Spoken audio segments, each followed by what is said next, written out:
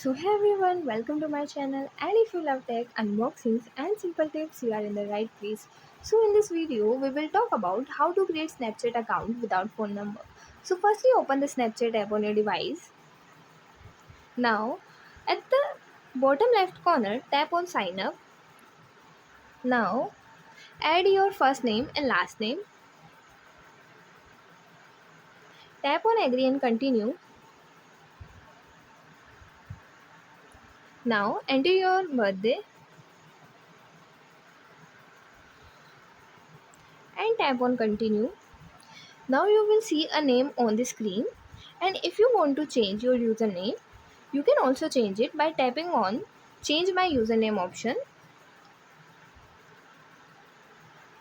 Now tap on continue.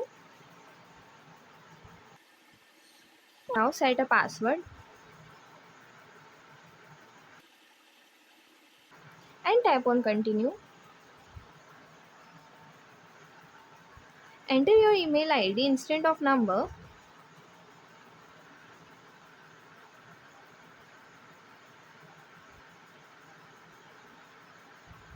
and tap on continue.